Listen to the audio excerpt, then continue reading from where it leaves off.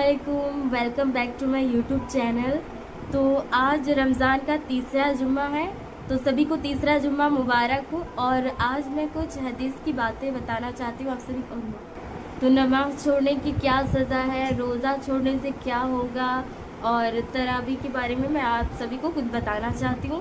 तो प्लीज़ ज़रा गौर से सुनिए और इस पर अमल कीजिए और अपने दोस्तों के पास शेयर भी कीजिए, ठीक है। तो जुम्मा के दिन की खासियत। जुम्मा के दिन दुनिया बनाई गई थी और जुम्मा के दिन आदम अलैहिस्सलाम को मिट्टी से निकाला गया था।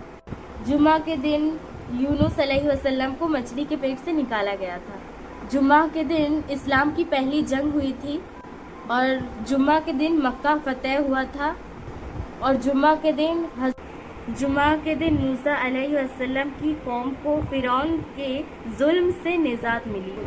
जुम्मा के दिन ईसा अलैहिस्सलाम दुनिया में अपनी तशरीफ़ लाए और जुम्मा के दिन ही क़यामत होगी। तो जुम्मा की कितनी सारी फजीलतें आप सभी को पता चल गया होगा। तो जुम्मा के दिन हमें कुछ अच्छे कपड़े, जैसा कि नए कपड़े हो तो पहन लेना चाहिए और नहीं हो तो फिर भी साफ़ सुथरा रहना चाहिए और खुशबू लगाना चाहिए और सुरमा और बहुत सारी इबादतें करनी चाहिए जुम्मा के दिन। क्योंकि आप लोगों को तो पता चल ही गया होगा कि जुम्मा के दिन कितनी सारी फजीलतें होती है। तो जुम्मा की फजीलत के बारे में आप सभी को पता चल गया है। तो अब हम आएंगे रोज़े की फजीलत में। खुदा उन रोज़ेदारों से खुश रहता है जो रोज़े के अरकानों को पूरी अकीदत और खुलूस के साथ अदा करते हैं। तो वो मुबारक महीना है जिसने रोज़े को हज़रत मोहम्मद सल्लल्लाहु अलैहि वसल्लम ने दोज़ख से बचने के लिए ढाल और किला बताया है।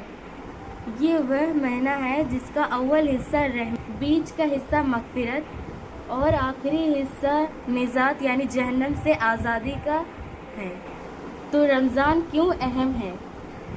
इस महीने में कुरान नाजिल किया गया। ये बरकत और मग़फ़िरत का महीना है।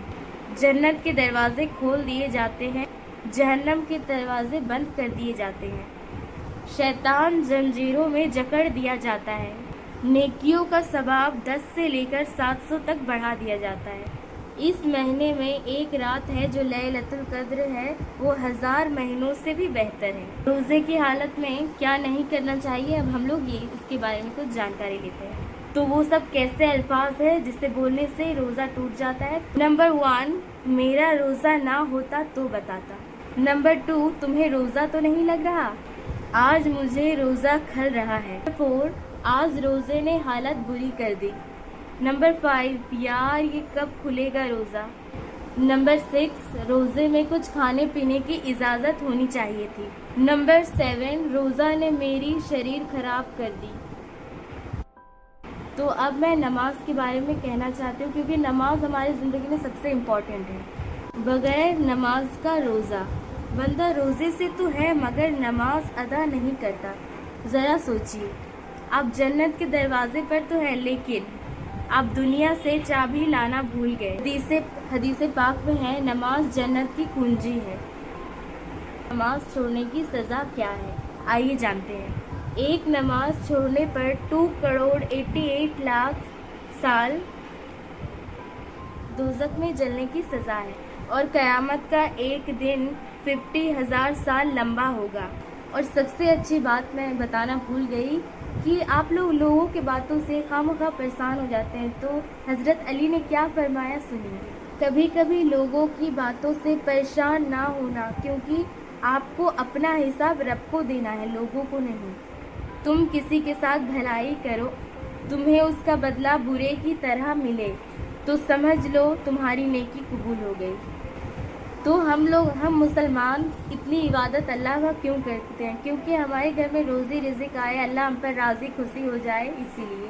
तो रोज़ी के भी 9 दरवाजे होते हैं। तो आइए जानते हैं कि वो दरवाजे क्या क्या हैं।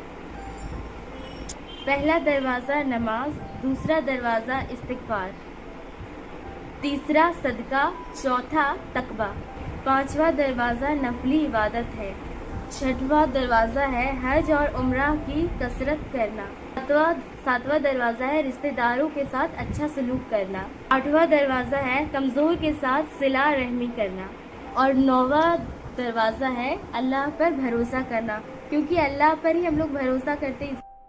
कुछ लोगों को लगता है कि अल्लाह से दुआ इतनी मांगते हैं, इतनी इबादतें करते, फिर भी कबूल नहीं होती। तो ऐसी कोई बात नहीं है। अल्लाह तुम्हारी दुआएं कुछ वक्त तक अपने पास रख लेता है ताकि वो बेहतरीन वक्त पर कबूल कर सके। तो आज का हदीस यहीं तक था। पूरा फुल वॉच कीजिएगा। लाइक, कमेंट और शेयर करना बिल्कुल भी मत भूलिएगा। और हदीस की बातें, इस्लाम की बातें, दीन की बातें आगे पहुंचाना भी एक सदका ही है। ओके, टाटा, बाय बाय, अल्लाह हाफिज़। मिलते हैं अगले जुम्मा की हदीस में। तब तक के लिए देखिए और शेयर करें। अल्लाह हाफिज़, बाय बाय।